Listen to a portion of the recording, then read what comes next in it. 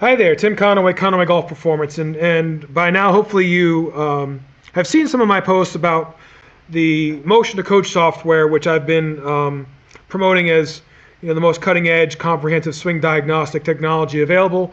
And I kind of wanted to explain to you and show you, why I feel that way. So this is a first of a 4-part video. We're going to have before and after of a lesson. And all this was done in the same hour. Utilizing this technology, we have before and after imagery with data changes that are significantly noticeable. What you're looking at here is the basic screen that we see when we capture a swing.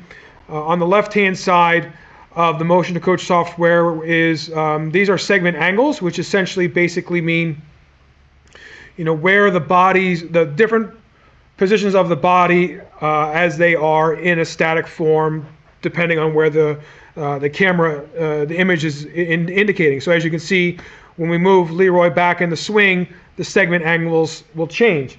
Additionally, the segment displacements are indicating a comparison of where the body is positioned and how it moves compared to where it was at address. So as Leroy moves in the backswing, we have a little bit of negative shoulder sway, positive pelvic sway. The pelvis lift is negative, which is a good thing. Leroy is a pretty good player, but he suffers from what I would consider to be a very rightward path. With a 7-iron, he's putting his path 8-9 degrees out to the right. That's just really not manageable. So our focus is to overall improve his path and get it closer to the target line. So these are the segment displacements. Bottom left, we have some highlights overall, some tempo, some peak positions that are highlighted. On the right-hand side of the screen, we have the kinematic sequence transitional order. We also have that in a graph form, and we have some ground forces, but I'm going to expand on that in a minute. That's going to be part 2 of this 4-part video. So as Leroy works through the swing, I always like to work off of a stick figure because it gets us to be a lot more aware of what's happening. The arrows that you see that are pointing upwards, those are the that represents the amount of force he's applying into the ground with each foot. Again, going back to the video, you can see he's got the yellow arrow off of his left foot, the green arrow off of his right foot. Those are measured independently. As you can see, he's standing on 2 separate force plates. And then the blue arrow is a combination of the 2 forces. So, as we can see with Leroy, excuse me, he has a little bit of a lift at the top of his swing, and then that produces a massive slide left. And so as you can see through impact, you can see that those arrows are pointing away from his body to the left, to the player's left or towards the target. So we're going to break down what's causing that to happen in part 2, identifying the ground forces, and then on parts 3 and 4, we're going to identify the changes that we've made and the results because of that. So stay tuned. All right, so welcome to part 2 of 4 of identifying why the Motion2Coach software is the preeminent swing diagnostic technology that is available in the industry as far as I'm concerned. So these are what you're looking at. These are the measurements that are taken from the force plates throughout the golf swing. We're starting back at address. As you can see, Leroy is very level with both weight evenly distributed, forces into the ground about equal, and the combined force going straight up. Also on the left-hand side, bottom left, we can see a heat map of where on his feet the pressure is, and obviously on either foot, the percentage of body weight going in on either foot. So he's got a pretty functionally good setup. As we work through, on the left-hand side, we have vertical forces, lateral forces, and frontal forces. These are the 3 directions in which you can apply force into the ground. Vertical force is straight up and down, lateral is left and right, frontal is towards the camera or away from the camera, which does create rotational patterns of movement within the body. So as we get to the top of the backswing, I'm going to scroll forward. You can see on the left-hand side as I move the camera in the sequence of the swing, there's a blue line going across the screen. That blue line is indicative of where we are in the sequence, so you can kind of see where the forces are occurring during the swing, and you can get when you still it, you get a reference of where you are in the golf swing. Now, breaking down the ground forces, we want to have, in the sequential order, you want to have lateral forces first, then frontal forces and vertical forces third in the process of delivering the golf club. The issue that we have with Leroy's swing is the lateral force. We're going to go to the top of the backswing and stop it there. So you can see that the blue line is right here at the top of the backswing. And his lateral force mountain, which is what I like to call it, if I can get that out off the screen, his lateral force mountain peaks well after the top of the backswing.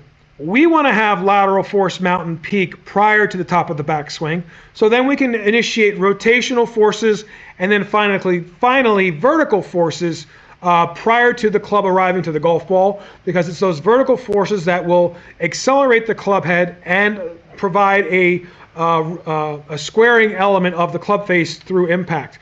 But as you can see, Leroy has quite a bit of lateral force happening well after impact. His peak laterals are right there, and as you can see, those arrows are happening. It's happening after impact, and all of his arrows are pointing towards the target. This lateral slide creates a massive path out to the right, and he's going to have to flip the face to square it up. So stay tuned for part 3 and 4 of the video so we can identify what we've done to make the changes and see the changes in the data. Okay, part 3 of 4, talking about Leroy's evolution in a single 1 hour lesson using Motion2Coach data and software.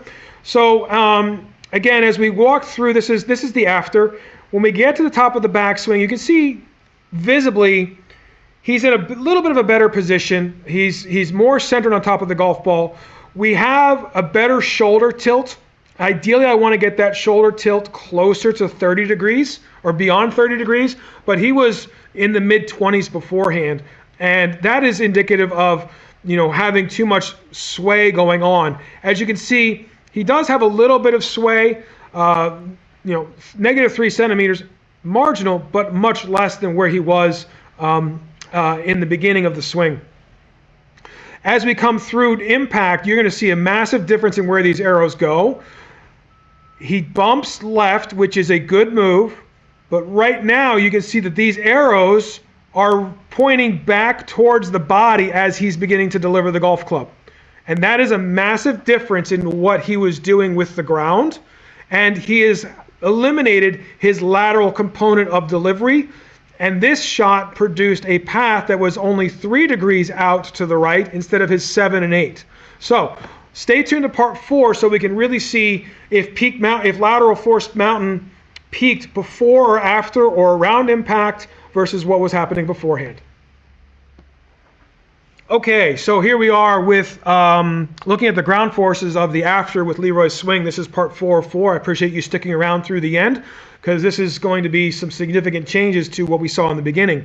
So as we get to the top of the backswing, there we are, and look at peak force mountain, or lateral force mountain, I should say. Lateral force mountain is peaking just about right after impact, which is so much better than what he was doing before. You remember before, his lateral force mountain peaked at impact, which is way over here. Now it's peaking at the top of the backswing.